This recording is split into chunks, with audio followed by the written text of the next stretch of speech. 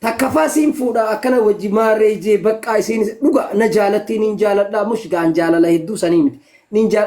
Waa'ee mustaqbalaa kana hedduu hojii turre ni naasee fi maal hin jeeni amma guyyaa tokkoon jeen siin fuudha akkana wajji teenyee ciqileen irra kaatee anaa fi akkanatti gartee isii tana gizeessan hin jeen maal irraa laaltaan jeen sila jiruu teenyee yoo hojii uffanne anis yooniin si fuudhe maal jettee ni beekta as na laalime.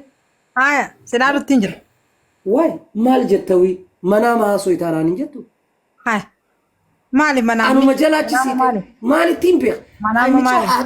Haadha abbaan akkamitti si dhalan jennaan egaa isaan aadiidha jette isaan fedha wal mari'atan jette. Ati amma maal hiraarnatti haasoita laaleetumaan laa tabaafin siin jaan jeen humaatii miti maaliif wal fuudhuun aadiidhaan jeen meere amma siyooniin si fuudhee amartiin ni jirti fuudhee si kaa'uun dadhabneen jeen. Aadii jette kanaas yoon akkeesse aadii jette yooniin garaa si qabadhe rakkinaan qabu jette siifin dhalaa laakiin dhuftee lallaalta jette ijaan. Kunta addaati kapitan nyaata dubbiin.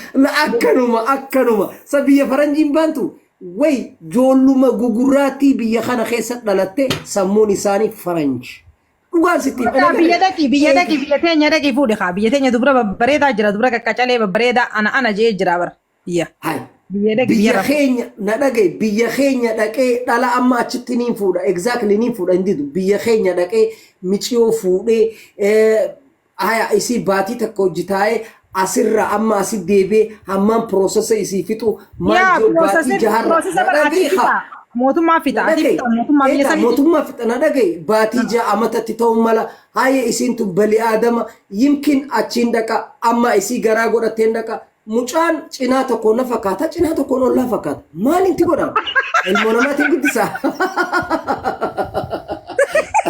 Wallahi si ja'a dhugaa rabbi ilmi namaa kun waan adda addaa qaba dhugaan sitti hima madiina baga dhuftee eegee dhuftee dhugaa rabbiiti sitti hima an jaalala fagoodha arraas borus wallahi na keessa maaliif seeta an ilma namaa guutuun hin jaaladhaan ilma namaa xiqqaa guddaan hin jaaladha nama mara wajjin mari'achuu jira bara siifi yani bar akkumaa fi akka bakka eessumarraa akka fuutu siifiin barbaadu jira bar silaa arkee silaa tokkumaan si qala fuudheetiiti. Sittin qalas. Silaa sittin halaalcha. Nattiin ati qaluma sanuu maalti fide anummaan kunu harkarra kaannaan qalee kana beeke. Galatoon madiinaati. Wallahi si jaa. Yasiin fuusisa jechuun yaa bar mudhii hidhadhee. Ahaa akiida. Egaa sittin qala jechuun yaa mudhii hidhadheeti.